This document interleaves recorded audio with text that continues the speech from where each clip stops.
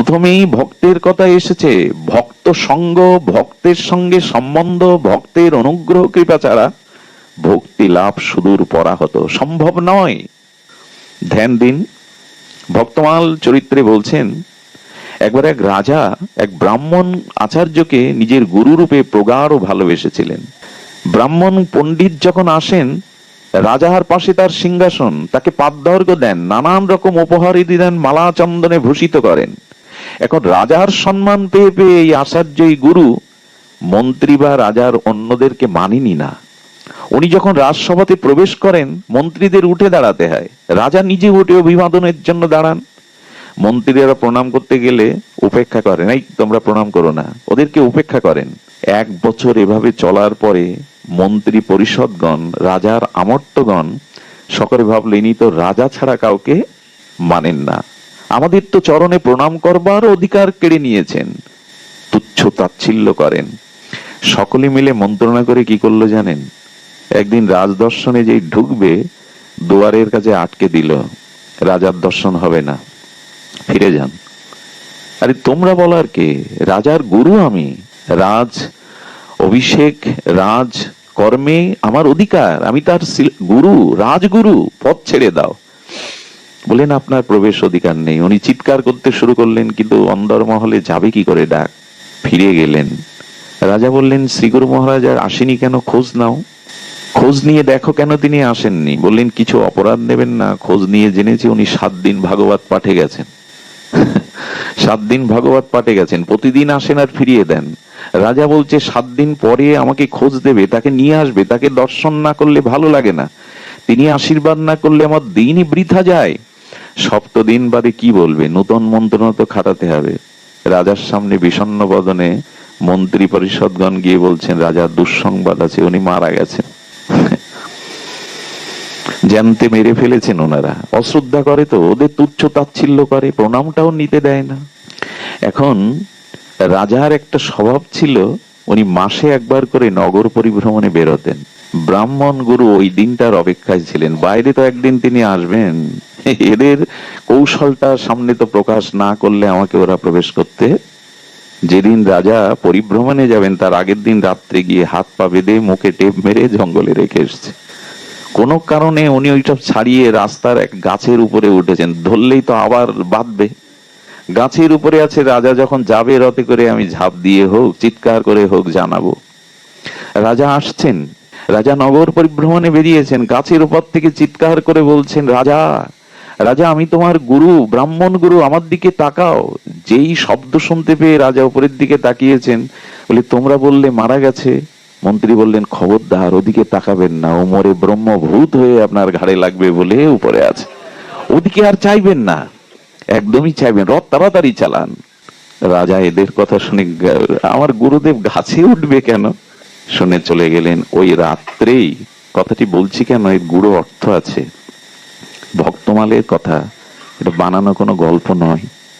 ভক্তমালজি বলছেন, শ্রী ভক্তমাল গ্রন্থ বলছেন, উনি রাত্রে চিন্তা করলেন, রাজার দর্শনই যদি পেতে হয়, রাজার অনুকম্পাও যদি পেতে হয়, আগে রাজার এই দাসগণের, মন্ত্রীগণের সাথে আমার সখ্যতা দরকার, এদের সাথে ভাব বিনিময় দরকার। প্রধানমন্ত্রীর সাথে আপনি সরাসরি দেখা করতে পারবেন? আমার বলবার উদ্দেশ্য হলো, ভগবানের প্রিয় ভক্তদের সাথে সখ্যতা করুন। তাদের কৃপা না পেলে ভগবানের কাছে কোনোদিনই পৌঁছাতে পারবেন না, আদৌ সম্ভব না। আর আজ পর্যন্ত কেউ যেতেও পারেনি ভক্তি মার্গে, ভগবত চরণে ভক্ত অনুগ্রহ ছাড়া, মহৎ কৃপা ছাড়া কেউ পৌঁছাতে পারেনি, পারার সম্ভাবনা নয়। আচ্ছা, ভগবত লীলা, ভগবত কথা বাদ দিয়ে আমি ভক্ত চরিত্র কথা বলতে কেন শুরু করলাম? কেন জানেন? যেখানে ভাগবত পাঠ হয়, সেখানে দেবর্ষী নারদ, ধ্রুব, প্রহ্লাদ এসে বসে। যেখানে রামায়ণ পাঠ হয়, রামচরিতমানস, বাল্মীকি কৃত রামায়ণ, সেখানে কোনো না কোনো রূপে হনুমান আসবেই। কিন্তু যেখানে ভক্ত চরিত্র কথা আলোচনা হয়, সেখানে রাধা মাধব আগে শ্রোতার আসনে এসে বসবে, সেখানে আগে ভগবান শ্রোতা হয়ে বসবে। আচ্ছা, ভক্ত কথার কেন এত মহিমা?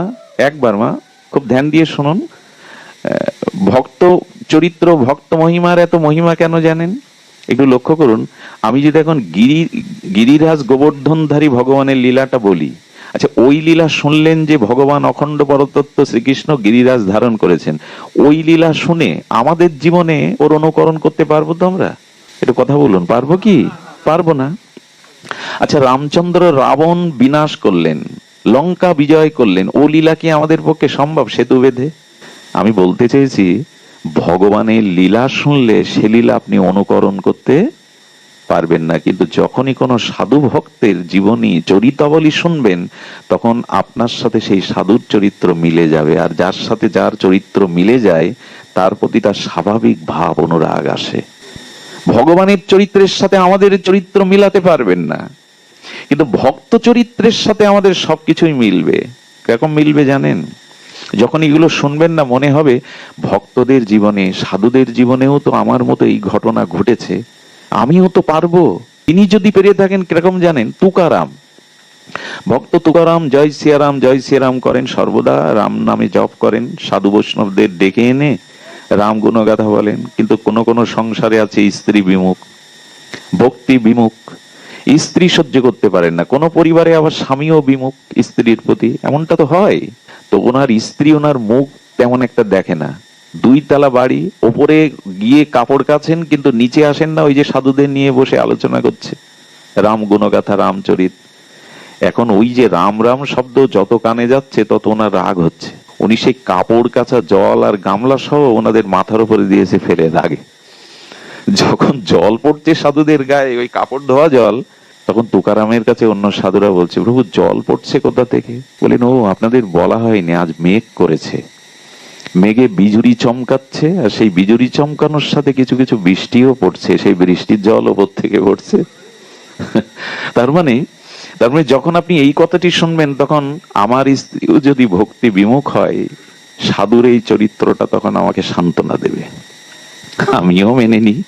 ওপর থেকে জল ছুড়ে মারলে যদি ভাবা যায় বৃষ্টির জল পড়ছে, মাঝে মাঝে বৃষ্টিতে তো ভিজি, তাহলে আর দোষ কি?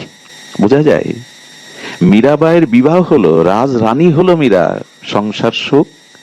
আপনি কেন কষ্ট পাচ্ছেন? মীরারই রানী হয়েও সংসার সুখ হলো না তার, সংসার সুখ সে চাইনি, রানী হতে চাইনি। তো আমার জীবনেও যদি গোবিন্দকে চাইতে হয়, সংসার সুখের মুখে ছাই দিলাম, তাতে আর কি আছে? মিলে গেল। রাধারানীর সাথে মিলাতে পারবেন না, মীরার সাথে মিলাতে পারবেন। মীরা সাধু হয়েছেন, সংসার সুখকে জলাঞ্জলি দিয়েছেন, মানে ভক্ত চরিত্রের মধ্যে আপনি আপনার ভক্তের অভাব আছে, রোগ শোক আছে, যন্ত্রণা আছে, অপমান আছে, আমাদেরও জীবন তো তাই। এই জন্য ভক্ত চরিত্রটা শুনলে নিজের চরিত্রের সাথে, নিজের পরিস্থিতির সাথে মিলে যায়, তখনই মনে হয় তারা যদি পারে, কেন আমি পারবো না? কত কলঙ্ক নিতে হয় ভক্তদের। হ্যাঁ, হরিদাস ঠাকুরকে 22 বাজারে বেত্রাঘাত করা হচ্ছে, রক্তাক্ত হচ্ছে ঠাকুর হরিদাস, কিন্তু মুখে হাসি ভরা মুখে নাম নিয়ে যাচ্ছেন। পারবো তো আমরা?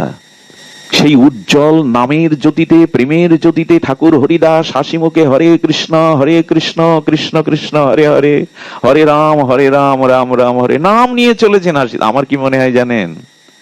হরিদাস শিক্ষা দিচ্ছে, 22 বাজারে বেত্রাঘাত, রক্তাক্ত শরীরেও যদি হাসি মুখে নাম নিতে পারি, তো তুমি ঘরে বসে চাদর গায়ে দিয়ে চেয়ারে বসে নাম নিতে তোমার এই বেত্রাঘাতের মতো এত আঘাত লাগে কেন? ঘুম আসে কেন? অলসতা আসে কেন? আমি যদি বাজারে বেত্রাঘাত, রক্তাক্ত শরীরে হাসি মুখে নাম করি, আমাদের বসিয়ে দেন ঘরের মধ্যে চেয়ারে ষোলমালা করতে, আর পাচ্ছি না। 22 বাজারে বেত্রাঘাতের থেকে কষ্ট বেশি মনে হয়। হরিদাস ঠাকুর বলছেন, সর্ব অবস্থায় ভগবানের নাম নিতে শেখো। হরিদাসকে যখন বেত্রাঘাত করা হলো, তাকে প্রশ্ন করা হয়েছিল, ঠাকুর আপনার এমন কি অপরাধ, এমন কি পাপ আপনার জীবনে যে আপনাকে 22 বাজারে বেত্রাঘাত পেতে হলো? ভক্তও তো আঘাত পায়, অপমান কষ্ট সহ্য করে। কি উত্তরটা দিচ্ছেন শুনুন, মিলে যাবে আপনার চরিত্রের সাথে। হরিদাস ঠাকুর, আচ্ছা একবার যে কৃষ্ণ নাম নেয়, তার অনন্ত জন্মের পাপ দূরীভূত হয়, প্রারব্ধ তাকে স্পর্শ করতে পারে না। আর হরিদাস তো ব্রহ্মার অবতার, হরিদাস তো প্রহ্লাদের আবেশ। তো তার মধ্যে কোথায় অপরাধ, তার মধ্যে কোথায় পাপ, তার মধ্যে প্রারব্ধ কোথায়, যে তিনি ওই কারণে 22 বাজারে অপমান সহ্য করবেন, বেত্রাঘাত পাবেন? কি বললো জানেন উত্তরে হরিদাস? দেখো, কাজীর দরবারে আমি বৈষ্ণব নিন্দা, হরিনামের নিন্দা আমার কানে এসেছিল, সেই অপরাধের আজ পাপটা আমার ক্ষয় হলো বেত্রাঘাতে।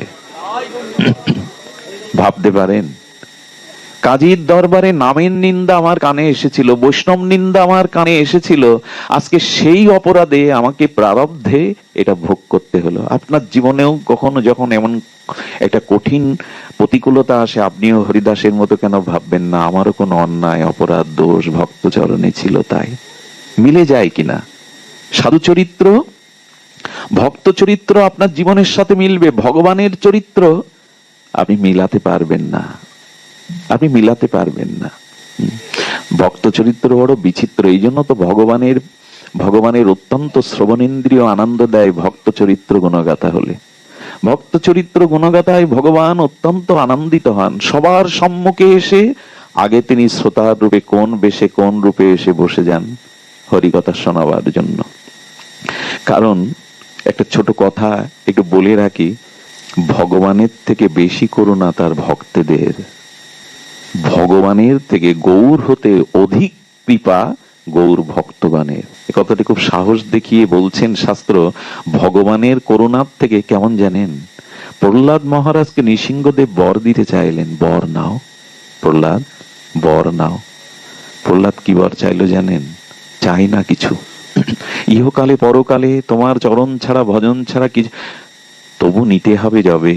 তুমি যদি কষ্ট পাও তো কথা দাও, আমি যে বর প্রার্থনা করব তুমি পূর্ণ করবে।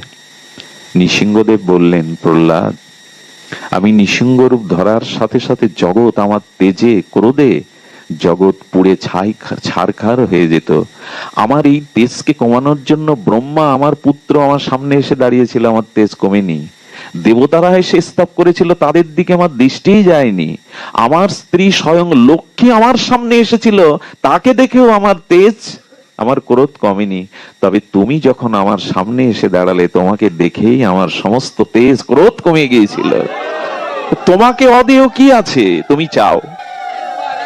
প্রহ্লাদ হাত জোড় করেছে, প্রহ্লাদ হাত জোড় করে বলছেন, তবে এই বর দাও। আহা, এই বর দাও প্রভু। শুনুন প্রভু, এই পৃথিবীতে যারা জন্ম জন্মান্তরের পাপ অপরাধের কারণে জন্ম মৃত্যু জরাব্যাধি ভোগ করছে, প্রভু আমার একান্ত নিবেদন, এই বর তাদের সমস্ত অপরাধ পাপ তুমি আমায় দাও, আর আমার যেটুকু ভজন আছে তাদের তুমি উদ্ধার করো প্রভু, এই বর দাও। এই করুণা ভগবান নৃসিংহদেবের চোখ ছলছল করে উঠল। প্রহ্লাদ, তুমি জগতের সমস্ত পাপীদের পাপ অপরাধ নিয়ে তোমার স্বীকৃতি তাদের দিয়ে তুমি জন্ম মৃত্যু হতে তাদের উদ্ধার করবে, এই হলো ভক্তের করুণা। বিস্মিত হলেন নৃসিংহদেব। প্রহ্লাদ, ধন্য তুমি, ধন্য তুমি। একজন ভক্তই পারে এরকম বড় হৃদয়ের পরিচয় দিতে। ভগবানের থেকে অধিক করুণা তার ভক্তগণের, তার ভক্তগণের কৃপা করুণা। এই জন্য ভক্ত কৃপা না হলে আমাদের ভব সংসার ক্ষয় হবে না। এখানে শ্রী মুচুকুন্দর একটি শ্লোক আমি প্রায় আপনাদের আস্বাদন দান করি, এটি বহুবার শুনেছেন, তবু পুনর্বার একবার আমরা আস্বাদন করি। ভবাপবর্গ ভ্রমত যদা ভবের জনস্য তৎ অচ্যুত সৎসমাগম। মুচুকুন্দ বলছেন, সৎসঙ্গ হি জহি তदैव সদ্গত পরাবেশে তৈ জায়াতে মতি। হে প্রভু, সংসার চক্রে পরিভ্রমণ হতে হতে কোন জীবের সংসার ক্ষয় তখনই হয় যখনই সে সাধু কৃপা, ভক্ত কৃপা, ভক্ত সঙ্গ পায়, তখনই তার অনন্ত জন্মের চক্র থেকে সংসার ক্ষয় হয়। আমাদের সংসার বাসনা সাধু কৃপা, ভক্ত কৃপা, ভক্ত সঙ্গ ছাড়া ক্ষয় হবেই না, হতেই পারে না, কোনোদিনই হবে না। আর আরেকটা জিনিস কি জানেন, ভক্তের মহিমা বা ভক্তির মহিমা এরকম কোন শাস্ত্রে লেখা আছে এইটা হতে হবে এমন নয়। একটু ধ্যান দিন, ভক্তের করুণা, মহতের করুণা, শ্রীগুরু করুণা শাস্ত্রের নিয়মে হবে না। শাস্ত্রে যেভাবে নিয়ম আছে, এরা করুণাকে ছাপিয়ে যায়, এদের শাস্ত্রকেও ছাপিয়ে যায়। ধ্যান দিন, শাস্ত্রে যেভাবে প্রেম ভক্তির বিধি লেখা আছে, ভক্তগণের চরিত্র বড় বিরল, ভক্তের করুণা বড় বিরল। তাদের কারুণ্য, তাদের করুণা শাস্ত্রের বিধিকে ছাপিয়ে গেছে। কিরকম জানেন?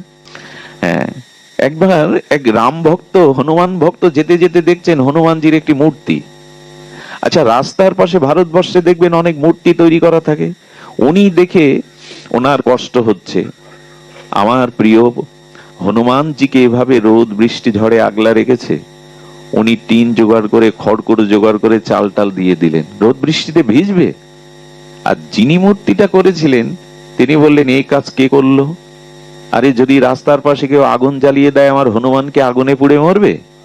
উনি ভেঙে দিলেন। উনি এসে আবার গড়লেন, উনি আবার ভাঙলেন। যেদিন মুখোমুখি হলেন সেদিন হাতাহাতির পর্যায়ে চলে গেল। আরে আমার হনুমানকে তুমি, আচ্ছা এরকম কোন বিধি লেখা আছে কি শাস্ত্রে? প্রেম কি জিনিস দেখুন, ভক্তি কি জিনিস দেখুন, ভক্তের বিচিত্র চরিত্র দেখুন। উনি বলছেন রোদ বৃষ্টি ঝড়ে কেন হনুমানকে রেখেছো? আর ও বলছে আগুন লাগলে কি তুমি ঠেকাতে আসবে? এই জন্য আমি আবরণ রাখিনি। যখন হাতাহাতির পর্যায়ে হনুমানজি প্রকট হয়ে গেছে, হনুমান প্রকট হয়ে বললেন, ঝগড়া করো না, তোমরা দুইজন আমাকে ভালোবাসো বলেই দুটো বিধান তুলছো। তবে শোনো, কথা দিচ্ছি, রোদ বৃষ্টি ঝড়ে আমি এর মধ্যে থাকবো, আর আগুন লাগলে আমি তোমার কথা রাখবার জন্য দূরে গিয়ে দাঁড়াবো, আমার গায়ে আগুন লাগবে না। দুইজনই মেনে নাও, দুইজনেই জয়ী হও। প্রেমের কিছু বিচিত্রতা, ভক্তদের কিছু বিচিত্রতা আছে, চরিত্র বড় বিচিত্র। এরকম নয় যে এগুলি শুধু ওইভাবেই নিয়মে থাকবে। এই জন্য যতদিন সংসার চক্র হতে সংসার ক্ষয় হওয়ার উপক্রম ততদিন হবে না, যতদিন শুদ্ধ ভক্ত কৃপা, ভক্ত সঙ্গ না পাবেন। এই জন্য ভক্ত চরিত্র শুনুন।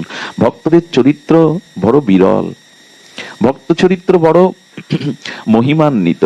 তবে চলুন, গিরি গোবর্ধনের আমাদের অষ্ট সখা বল্লভাচার্য সম্প্রদায়ের এক সখা ছিলেন, নাম শ্রীকৃষ্ণ দাসজি। কি নাম বললাম? শ্রীকৃষ্ণ দাসজি, গোবর্ধনে। কি বিচিত্র কথা শুনুন তো। গিরি গোবর্ধনে গোবর্ধন গিরিরাজকে উনি সিঙ্গার করতে ভালোবাসতেন। সিঙ্গার করতে ভালোবাসতেন বিধায় তখন বহুদিন আগের কথা, স্বর্ণ মুদ্রার প্রচলন ছিল তখন। তো গিরিরাজকে সুন্দর সুন্দর পোশাক পরাবে বলে উনি কি করেছেন জানেন? উনি স্বর্ণ মুদ্রা নিয়ে আগ্রাতে এসছেন। ভক্তমাল চরিত্রে আছে আগ্রার একটি বাজারের নাম দিল্লি বাজার। সেই দিল্লি বাজারে এসছেন ভগবানের জন্য সুন্দর সুন্দর দামি কাপড় কিনবে বলে। এই প্রসঙ্গে একটা কথা বলে রাখি, কারো বাজারে গিয়ে বাজার করা দেখে বোঝা যায় এই মানুষটা ভগবানকে ভালোবাসে কিনা। কিরকম জানেন? গিন্নিমারা লিখে দেয় অমুক তমুক চাল ডাল নুন মশলা। আচ্ছা, উনি বাজার করতে গিয়ে দেখে 10টা টাকা পকেটে আছে, আর এই 10টা টাকা ভ্যান ভাড়া বা রিক্সা ভাড়া। উনি পায়ে হেঁটে এসে নাতনির জন্য একটা চকলেট বা রসগোল্লা কেনে। এটা কি লিস্টে লেখা থাকে? শাস্ত্রে সব লেখা থাকে না। ভক্তের ভব্য ভাবনা, প্রেম আলাদা জিনিস। আচ্ছা, ওই 10 টাকায় পায়ে হেঁটে ওর জন্য রসগোল্লাটা নিল কেন? বাজারে গেলে যে যাকে যত বেশি ভালোবাসে আর সে যেটা পছন্দ করে, বাজারে ঘুরতে ঘুরতে ওই কথাটা তার মনে পড়ে। এই জন্য বাজার করা দেখে একটা লোকের বোঝা যায় ভগবানের প্রতি তার কতটুকু ভক্তি আছে। ওই বাজারের মধ্যে মনে পড়বে গোপালের জন্য কিছু নিয়ে যায়, রাধা মাধবের জন্য এই ফলটা নিয়ে যায়। সারা জীবন বাজার করলাম প্যাকেট হাতে, একবারও মনে পড়ে আমার ঘরে নিতাই গৌর আছে, রাধা মাধব আছে, কিছু নিয়ে যায়? কারো বাজার করা দেখে বোঝা যায় তার ভগবত ভক্তিটা কতটুকু। আমরা নিজের আহার্যের জন্য বাজার করতে হয়, নিয়ম করি, একবারও কি মনে পড়ে না আমার ঘরে ভগবান আছেন? এই শীত পড়েছে, একটা সুন্দর কাপড় ভগবানকে পরাই, শীতের কাপড়। আমার গায়ে তো শীতের বস্ত্র ছেলে মেয়ের গায়ে তো দিয়েছি। গৌর গোবিন্দ ঘরে আছে, ওরা তো কাঠ না, ওরা তো পাথর না, মূর্তি না, প্রতিমা না, ওদের গায়ে একটা কাপড় চড়াই। বাজারের প্রথম ফলটা, প্রথম সবজিটা তাকে দেই। আর একটা জিনিস দেখে বোঝা যায় আপনি ভক্তি পথে কতটুকু এগিয়েছেন। সেই স্বপ্নটা হলো স্বপ্ন বিজ্ঞান। যে মানুষ যে জাতীয় স্বপ্ন দেখে তার ভজনের স্তর ততটুকু। যারা অধিক নাম করে, যাদের ভিতরে কপটতা নাই, যারা সহজ সরল হয়ে ভগবানকে ভজন করে, এরা প্রায়শ ধামের স্বপ্ন, কোনো ভগবানের লীলার স্বপ্ন, কোনো শুদ্ধ গুরুদেবের স্বপ্ন, যমুনা গঙ্গার স্বপ্ন অধিক দেখেন। অর্থাৎ আমাদের স্বর্গস্বামীরা যখন 2-4 দণ্ড বিশ্রাম নিতেন, স্বপ্নেও তারা রাধা মাধবকে দেখতেন, স্বপ্নেও তার লীলা দেখতেন। একজন মানুষ কি জাতীয় স্বপ্ন দেখে, দেখে বোঝা যায় তার ভজনের স্তর কতটুকু, তার ভজনের স্তর কতটুকু। স্বপ্ন কাকে বলে? অনন্ত জন্ম ধরে হৃদয়ে যে ভাবনাটা গভীরভাবে ভেবেছেন, যে কর্মের ছাপটা আপনার হৃদয়ে এঁকে আছে, সেই কর্ম বা ভাবনার প্রতিফলন হলো স্বপ্ন। একদিন খুব নাম করবেন, সাধু সেবা করবেন, একদিন হরিকথায় সারাদিন মেতে থাকবেন, দেখবেন কোনো না কোনো দিব্য স্বপ্ন আপনাকে স্পর্শ করবেই। স্বপ্ন দেখে বোঝা যায় এই মানুষটার মানসিক স্থিতি কোন স্তরের। এই জন্য বাজারে উনি গেছেন, দিল্লি বাজারে গিরিধারীর জন্য কাপড় কিনতে। কিনেছেন, ভালো ভালো কাপড় কিনেছেন। এই শীতের সময় বিগ্রহের গায়ে শীতের বস্ত্র দেবেন মায়েরা, শীতের বস্ত্র দেবেন, গোপালকে দেবেন, রাধা মাধবকে দেবেন। তো উনি কিনেছেন, কাপড় কিনে যখন আসছেন তখন কি দেখছেন জানেন? তখন দেখছেন এক নর্তকী বাইজি বাজারে দুটো অঙ্গভঙ্গিমা নৃত্যকলা দেখিয়ে টাকা ছুড়ে মারবে, দর্শকরা নৃত্য করছে। যে ওইখানে বাবাজির যাওয়ার প্রয়োজন আছে? কৃষ্ণদাস বাবাজি কি করেছেন? কৃষ্ণদাসজি উনি লোকের ভিড় ঠেলে গিয়ে সেই পতিতা, সেই বাইজির নৃত্যকলা তিনি দেখছেন। দর্শকরা তো আর ছাড়ে না কটু কথা বলতে, বাবাজি লেগে গেছে, বাবাজিরও মন লেগে গেছে। কে কার কথা শোনে? অপলক নয়নে ওর নৃত্য দেখছে। সবাই যখন টাকা ছুড়ে দিয়ে ওর গাতে গুজে দিয়ে চলে গেল, রঙ্গভঙ্গিমা, ওর এই জড় দেহটা দেখে, সৌন্দর্য দেখে, তখন হঠাৎ বাইজি প্রশ্ন করেছে, কি বাবাজি, আপনার তো এখানে এই নৃত্য দেখার কথা না? বলছেন, তোমার কাছে একটা অনুরোধ আছে, রাখবে? বলেন, আমার কাছে কি অনুরোধ? বলেন, আমার একজন শেঠ আছে, সেই শেঠকে তুমি তোমার এই নৃত্য দেখাবে। নৃত্যটা ভালো লেগেছে, ভালো লাগার কারণে দেখে দেখে মনে করেছেন আমার গিরিধারীকে যদি এ জাতীয় নৃত্য দেখাতে পারতাম তিনি কত আনন্দ পেতেন। একটা কথা বলি, হাতে কারো যদি ছুঁচ থাকে আর পেছনে সুতা থাকে, সুতাটা কি খুঁজে বেড়ায়? ছুঁচের কি খুঁজে বেড়ায়? ছিদ্রটা তো। ভক্তের ভাব কেমন জানেন? যেখানে যে সুন্দরতা সে দেখে, আনন্দকে দেখে, মনে হয় আমার ঠাকুরকে আনন্দের ভাগ দিতে পারতাম। সুতো যেমন ছুঁচের ছিদ্রটা অন্বেষণ করে, ওর মধ্যে প্রবেশের চেষ্টা করে, ভক্ত তিনি যিনি সব পরিস্থিতিতেই ভগবান কি করে আনন্দ পাবে সেই চেষ্টা করে। এই চেষ্টাটাই তার ব্রত। উনি মনে করেছেন এই নৃত্য কলা কৌশল বড় অপূর্ব, যদি গিরিধারীকে এই নৃত্য দেখাতে পারতাম। একবার ভেবেছেন ভক্তের ভাবনা কোন স্তরে? শাস্ত্রে এরকম লেখা আছে, ভালোবাসার ধর্ম দেখুন, প্রেমের ধর্ম দেখুন। ওকে বলছেন, আচ্ছা আমি তোমার শেঠকে নাচ দেখাতে পারি, তোমার শেঠ ধনী তো, আমি কিন্তু অর্থের বিনিময়ে নৃত্য করি। কৃষ্ণদাসজি বলছেন, আমার শেঠের থেকে বড় ধনী এ ব্রহ্মাণ্ডে কেউ নেই। আচ্ছা আগাম তোমাকে আমি 5 স্বর্ণ মুদ্রা দিচ্ছি, চলো আমার সাথে। 5টা স্বর্ণ মুদ্রা হাতে দিল। উনি গোবর্ধনে যখন নিয়ে যাচ্ছেন, কেউ কেউ থুতু ফেলছে, বাবাজির মতিভ্রম হলো, বাইজি নিয়ে এসেছেন গিরি গোবর্ধনে। ওনার মনের কথা কে আর জানবে গো। মন্দিরে নিয়ে যাওয়ার পরে বলছেন, তুমি হাত পা ধুয়ে ভালো করে সেজে এসো, নুপুর টুপুর পরে এসো। নুপুর পরার পরে বলছেন, কই আপনার শেঠ কই, পরিচয় করিয়ে দিন, যে নৃত্য দেখবে, যার জন্য আনলেন আমাকে। মন্দির দুয়ার খুলে দিয়েছে, দুয়ার খুলে দিয়ে বলছেন, ওই আমার শেঠ বসে আছে, ওকে তুমি তোমার নৃত্য দেখাও। বাইজি বলছেন, আপনি কি উন্মাদ, আপনি পাগল? হ্যাঁ, একটা মূর্তি বসে আছে, তার সামনে আমাকে নৃত্য করতে বলছেন? মূর্তি কি কখনো নাচ দেখে? আমি নাচতে পারবো না। আর 5টা স্বর্ণ মুদ্রা দিয়ে বললেন, ফিরে যেও না, আমার শেঠকে তুমি আনন্দ দাও, তাকে নৃত্য কলা দিয়ে খুশি করো। যখন বলছে আমি চললাম, ক্রোধান্বিত হয়ে গেছেন কৃষ্ণদাসজি। ও, তোমার এই রক্ত মাংসের পচাগালা দেহের যারা নরক চিন্তা করে, কুচিন্তা করে তোমার দেহকে উপভোগ করে বাজারে, তুমি তাদের জন্য নাচছো। যার সামনে নাচলে, যাকে আনন্দ দিলে তুমি জীবনে পরম আনন্দ পেতে, জীবন ধন্য হতো, তার সামনে নাচবে না। যেই ক্রোধ করেছেন, পতিতা ওখানে মূর্ছিত হয়ে পড়ে গেছে। সাধুর তেজ তো, ভগবানের শুদ্ধ ভক্তের তেজ তো। যখন ওর চেতনা ফিরল, কি দেখলো জানেন? ভক্তমাল বলছেন, দেখছে গোবিন্দ ত্রিভঙ্গ মুরারি বংশীধারী হেসে হেসে বলছেন, আমাকে আনন্দ দাও, আমাকে আনন্দ দাও, নৃত্য করো তুমি। ভগবান দর্শন দিয়ে দিলেন, সাক্ষাৎ ত্রিভঙ্গ মুরারি, স্মিত হাস্যে মুরলীধারী। সেই তেজ দেখে সেই পতিতা নেচেছিল সারা জীবন, তবে গোবিন্দের জন্য ছাড়া জীবনে আর কোনোদিন সে বাইরে নাচেনি। এটা কে করবে এই কৃপা? একজন বাজারের পতিতাকে, নর্তকীকে শ্যামসুন্দরের কাছে এনে কৃপা করিয়ে দিলেন। ভক্ত এই করুণা করতে পারে, ভক্ত এই করুণা করতে পারে। আপনি যদি কখনো ভক্তের অনুগ্রহ, ভক্তের কৃপা দৃষ্টি আপনার প্রতি পড়ে না, তবে ভগবান আপনাকে আত্মসাৎ করে নেবে, ভগবান আপনাকে আত্মসাৎ করে নেবে। ভক্তমাল চরিত্রে বড় বিচিত্র কথা এসেছে। সব এই প্রেম বা ভক্তি, এগুলো কোনো নিয়ম বাধা নিয়মে নয়। আপনাদের মনে পড়ে করমাবাইয়ের কথা? এও ভক্তমালে আছে। গ্রন্থটা প্রাতঃস্মরণীয়, বন্দনীয় চরণ। হ্যাঁ, বৈষ্ণব সেবার মূর্তিমন্ত বিগ্রহ ছিল। মুরারি মোহন দাস বাবাজি মহারাজ যখন বঙ্গদেশে আসতেন, আর তো তাকে পাবো না, তিনি বলতেন যার ভজনে গোলমাল আছে সে যেন ভক্তমালটা ঘরে রাখে।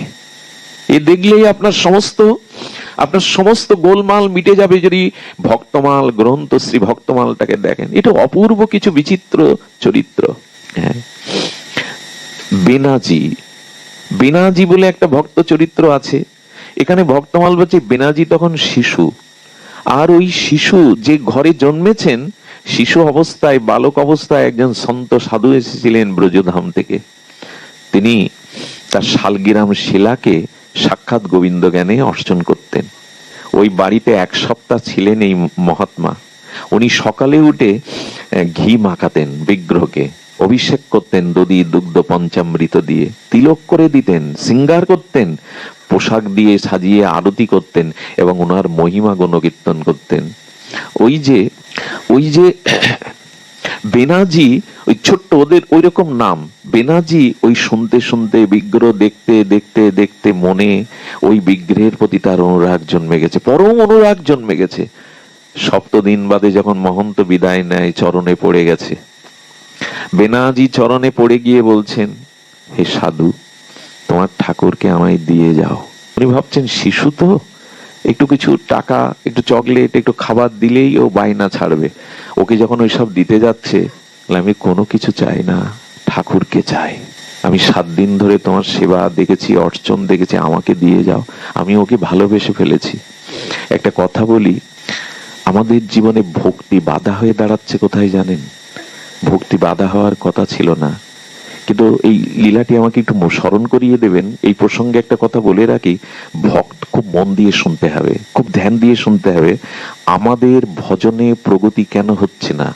প্রেম ভক্তি এত করুণা পেয়েও, এত হরিনাম পেয়েও, এত সদ্গুরুদেবের কৃপা পেয়েও হচ্ছে না কেন জানেন? সেটা হলো ভক্ত, ভগবান আর ভক্তিতে যদি কখনো আপনার শ্রদ্ধা, বিশ্বাস দৃঢ় না হয়, ওইখানে যদি ঈমান বা সত্যতা আপনি না রাখতে পারেন, কোটি জন্ম বিলম্ব হবে, তবুও ভক্তি পাবেন না। কথাটি আমি মনে হয় বোঝাতে পারলাম না। এই 3 জায়গাতে, ভক্তের কাছে, শ্রীগুরু বা ভগবানের কাছে, ওইখানে আপনার আদর্শ, শ্রদ্ধা চুল পরিমাণ যদি চির ধরে যায়, কোটি জন্ম লেগে যাবে।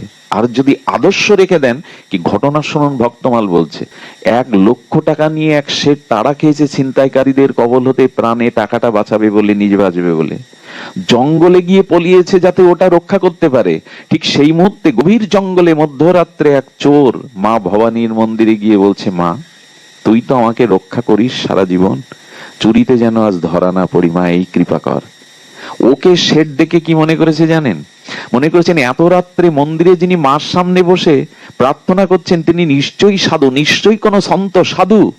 এটা মনে করে উনি কি করেছেন জানেন? এটা মনে করে তাড়াতাড়ি তার হাতে টাকাটা দিয়ে বলছেন, বাবা আমাকে বাঁচান, এই অর্থটাকে বাঁচান, এটা আমার সম্বল। বলেই উনি, আপনি রক্ষা করুন, আমার পেছনে ছিনতাইকারীরা তাড়া করেছে। উনি জঙ্গলের মধ্যে লুকিয়ে গেলেন।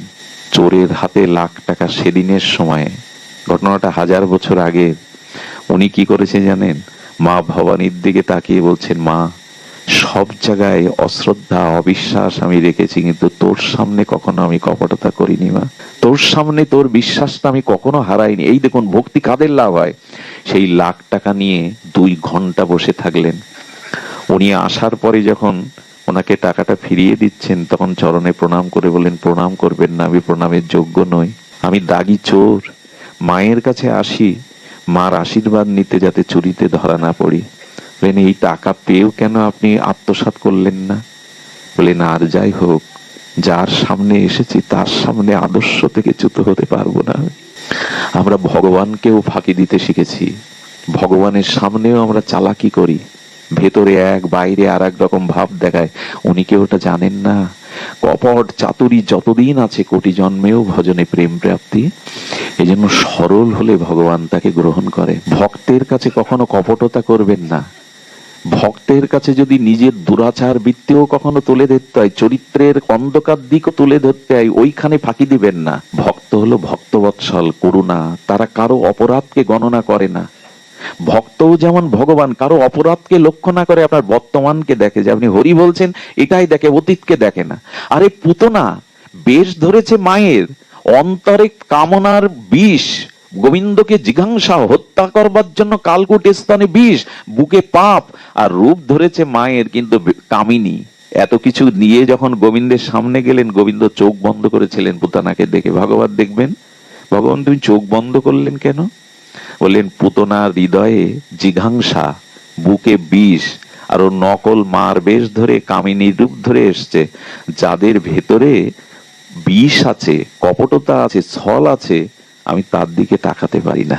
তাদের দেখলে আমি ওইখানে ওইখানে সরল হবেন, নিষ্কপট হবেন, গোপন কিছু করবেন না। ভক্ত ভগবানের কাছে ওরা ক্ষমা করতে জানে, ওরা কারো দোষ অন্বেষণ না করেই কৃপা করতে পারে। সাধুরেব সামন্তব্যং, গোবিন্দ বলেছেন অবিচেত সুদরাচার মাম অনন্য ভাগ। পৃথিবীর শ্রেষ্ঠ দুরাচারী হয়েও যদি কেউ নিষ্কপটে শ্রদ্ধালু হয়ে আমার কাছে আসে, তাকে সাধু বলে সম্মান করবে, কারণ অচিরেই সে সাধু হয়ে যাবে। তার মধ্যে কপটতা নাই, লোক দেখানো ভাব নাই, অচিরেই সে সাধু রেব সামন্তব্যং। পেছনেরটা দেখো না। আরেকটি কারণে গোবিন্দ পুতনাকে দেখে চোখ বন্ধ করেছিলেন। কি কারণ জানেন? আমার কাছে যে একবার আসে, আমাকে যে বুকে তুলে নেয়, আমি তার অতীতের কর্ম পাপ এগুলি দেখি না, দেখলে তাকে কৃপা করতে পারতাম না।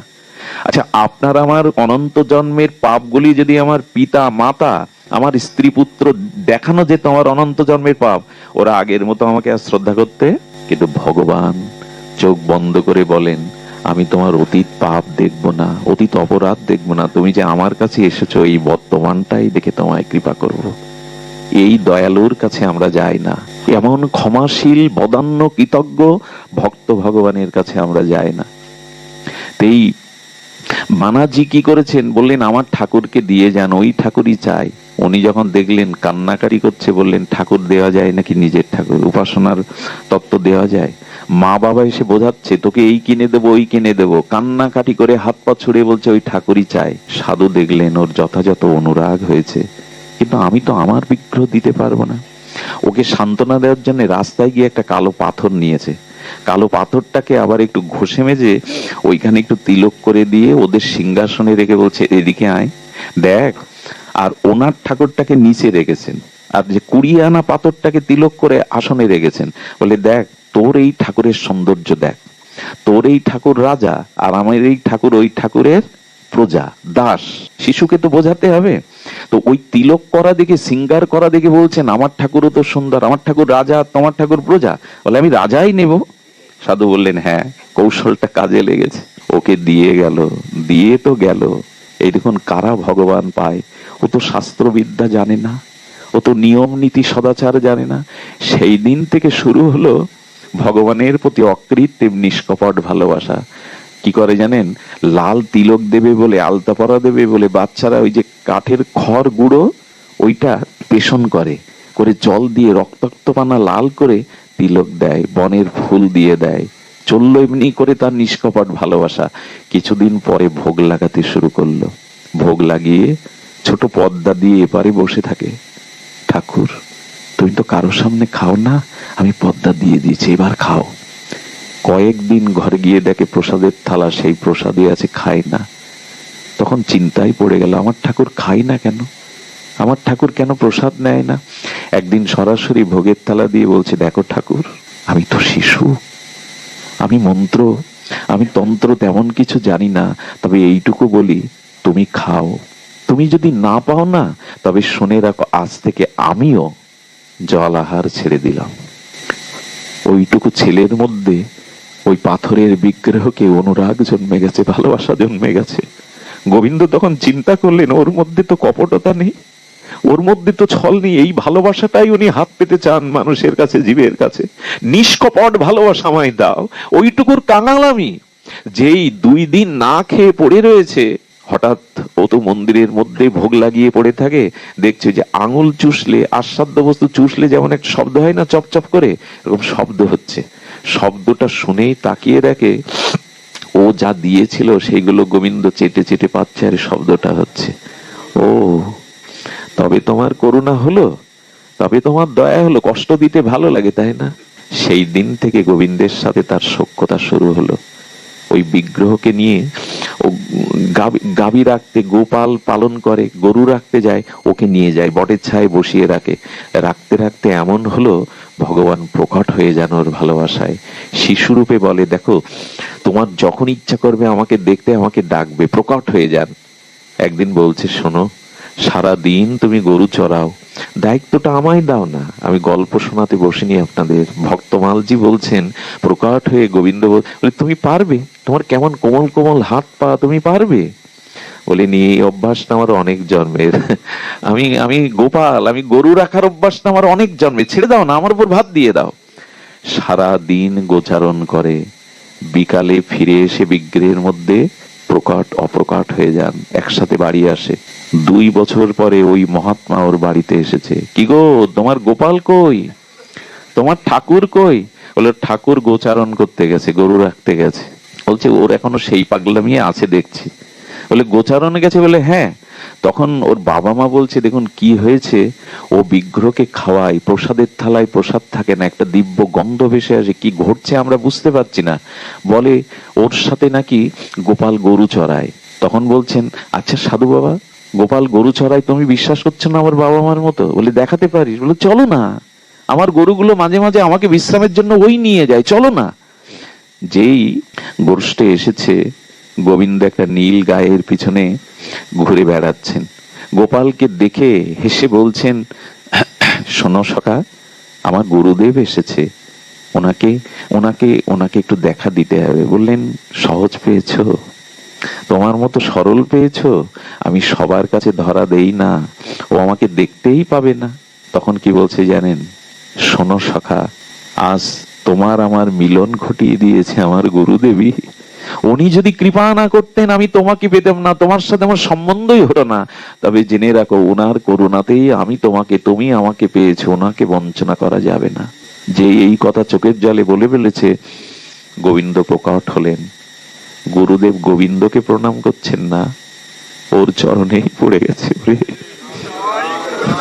সারাটা জীবন বিগ্রহকে ভালোবেসেছি, সেবা করেছি, আজ তোকে পথের নুড়ি দিয়ে অনুরাগে ভালোবেসে ভগবানকে গোষ্ঠে গোরলাখাল বানিয়েছিস, কি তোর মহিমা! একমাত্র ভক্তের কাছেই ভগবান এগুলি ধরা দেয়। আমরা কপট, আমার মতো যারা, তারা আদর্শ ঈমান রাখতে পারিনি। ভেতরটা যদি একটু শুদ্ধ হতো, একটু সরল হতো, ভগবান পেতে, প্রেম পেতে বিলম্ব হয় না। সূর্য উঠলে অন্ধকার দূরীভূত হতে দেরি করে না। এই শ্রদ্ধাটা, বিশ্বাসটা খুব দরকার। আরেকটি ঘটনা বলবো ভক্তমাল থেকে, বড় বিরল ঘটনা। ঘটনাটা আমাকে খুব নাড়া দিয়েছে। আপনারা তো বিজ্ঞ শ্রোতা, অনুভবী শ্রোতা। সারা বাংলাদেশের মধ্যে আপনাদের অঞ্চলের শ্রোতাদের অনন্য একটা, আমি মাঝে ভারতে গিয়েছিলাম হরিকথার জন্য। ওখানে বলছে, বাবা এই যে ভাঙ্গা, ফরিদপুর, মকসেদপুর, এই অঞ্চলটা কারা বাস করে? কেন বলছেন?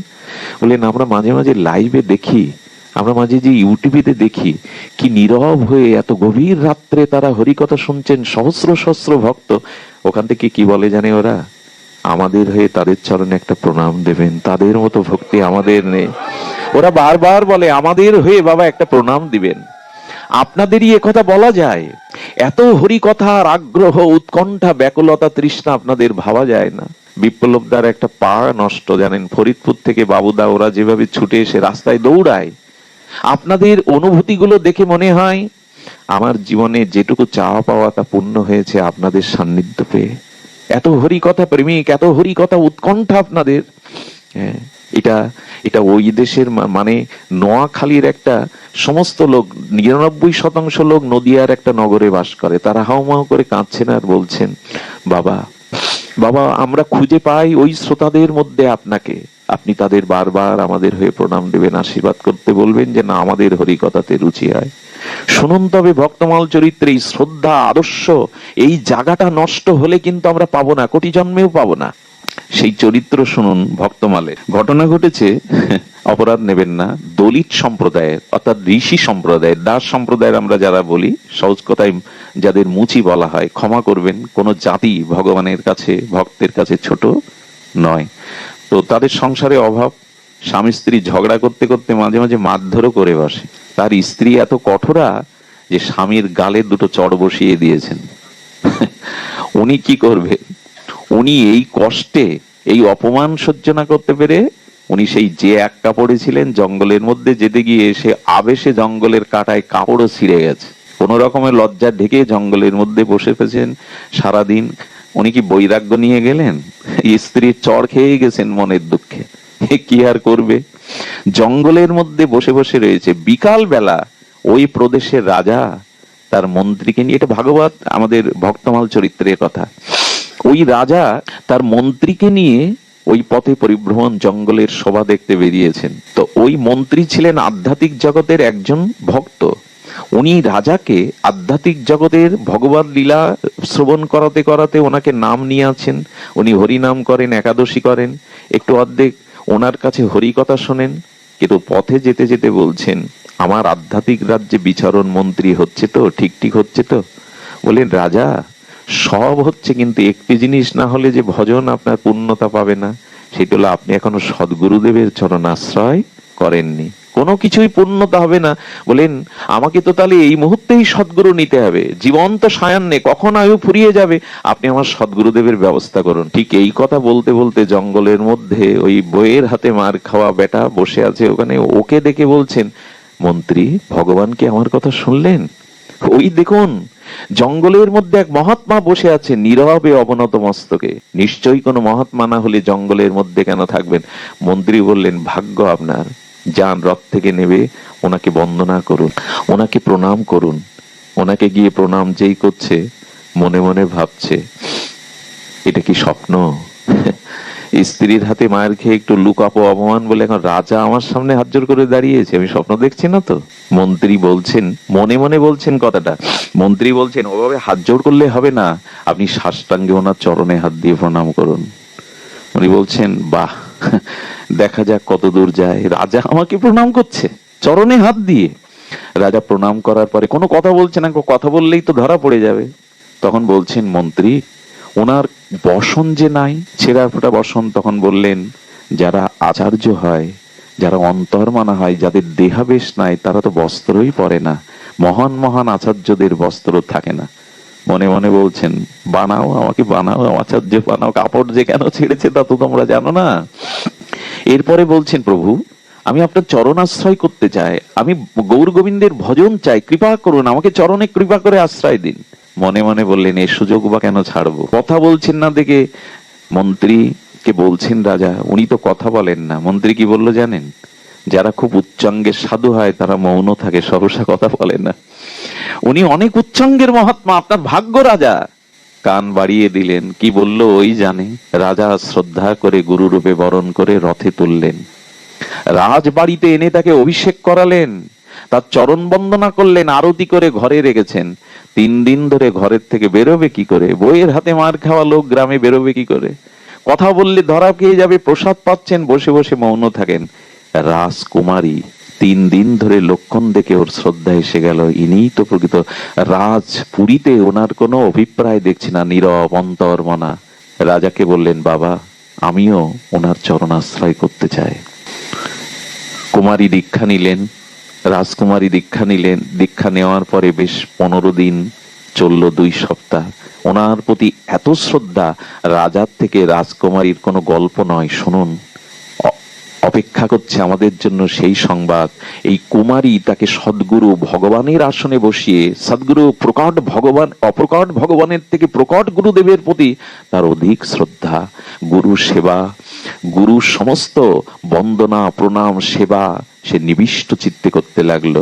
কিন্তু রাজার একটা প্রস্তাব আসলো। বললেন, শ্রী গুরুদেব, আমি আমার যে রাজ্যের নগরটা আপনাকে একটু ঘোরাতে চাই, আপনি কৃপা করে যদি রথে উঠতেন, আমি মন্ত্রীকে নিয়ে আপনাকে আমার নগরটা একটু, আপনার দৃষ্টি পড়লেই তো আমার নগরের মঙ্গল হবে। নীরবে রথে উঠলেন। অপেক্ষা করছিল ওই দিন। বউ দেখতে পেয়েছে রথের উপরে আমাদের ওই লোকটা না, ও দৌড়াতে দৌড়াতে রাস্তায় এসে দাঁড়িয়েছে, একখানা লাঠিও নিয়েছেন। বেটা 15 দিন খোঁজ খবর নাই, ঘরে আমাকে এইভাবে রেখে। রথে যখন দেখেছে, বলে বারে রাজার রথে এই পোশাকে, রাজা, রাজা মশাই দাঁড়ান, আমার একটা নিবেদন শুনুন। কে কার কথা নেই, দৌড়াতে দৌড়াতে রথের সামনে হাত দাঁড়িয়ে, আপনি রাজা, ন্যায়পাল, আমাকে উপেক্ষা করতে পারেন না, আমি আপনার প্রজা, আমার একটা নিবেদন অন্তত শুনুন, ন্যায় বিচার করুন। কি বিচার তোমার? ওকে ঘাট ধরে আগে নাবান। 15 দিন সংসারের খোঁজ নেই, লুকিয়ে আছে আমার হাতে মার খেয়ে, ওকে আগে লাবান। তখনও নীরব, কিছু তো বলার নেই। রাজা একবার ওনার স্ত্রীর দিকে, একবার গুরুদেবের দিকে তাকাচ্ছেন। গুরুদেব, উনি আপনার স্ত্রী, উনি যা বলছেন তার সত্য, কি বলবে? কথা না বাড়িয়ে রথ থেকে নেমে স্ত্রীর পেছনে পেছনে যেতে লাগলেন। রাজা বড় ব্যথা পেলেন। বললেন, জীবনে সদ্গুরুদেবের আশ্রয় নীতি গিয়ে এত বড় প্রবঞ্চনায় পড়লাম। বাড়ি যখন নামবেন, বরণ ডালা নিয়ে কুমারী দাঁড়িয়ে আছে, গুরুদেব অভিষেক করে ঘরে ঢোকাবে। বাবা, শ্রী গুরুদেব কোথায়? বললেন, আর একবারও তার নাম নেবে না। শ্রী গুরুদেব কোথায়? দাস, কোথায় বইয়ের হাতে পিটানি খাওয়া অভদ্র। বাবা, দ্বিতীয়বার যদি আপনি গুরুদেবের নামে কিছু বলেন, আমি আপনার কন্যার থেকে চ্যুত হয়ে যাব, পরিচয় দেব না যে আমি আপনার কন্যা। দেখুন শ্রদ্ধা কি করতে পারে। আদতেও হলো এই শ্রদ্ধা, এখানে কপটতা রাখেন না। শ্রদ্ধা যদি দৃঢ় হয়, ভক্তমাল প্রমাণ দিচ্ছে তার জীবনে কি হয় দেখুন। দ্বিতীয়বার যদি শ্রীগুরু সম্পর্কে আপনি কোনো উক্তি করেন, আমি আপনার কন্যার পরিচয়ে জীবনে আর দেব না, আমাকে ফিরিয়ে এনে দিন, আমার ভগবানকে, আমার গুরুদেবকে আপনি ফিরিয়ে এনে দিন। আরে তোকে কি করে বোঝাবো, গুরু হওয়ার যোগ্য নয়। ঘরে দোদ দিয়ে মেয়েটি বলল, পিতা শুনে রাখুন, আজ থেকে জল অন্ন ছেড়ে দিলাম, যতদিন শ্রী গুরুদেব না আসবে ততদিন আমি অন্ন জল গ্রহণ করব না। 1 দিন 2 দিন ঘরে বসে বসে শুধু কারেন, গুরুদেব সবাই আপনাকে চিনতে পারিনি, শ্রদ্ধা রাখুন, যাকে পেয়েছেন সেই গুরুদেবের চরণে শ্রদ্ধা রাখুন। বলছেন যে আমি আপনি না হলে জীবনই রাখবো না।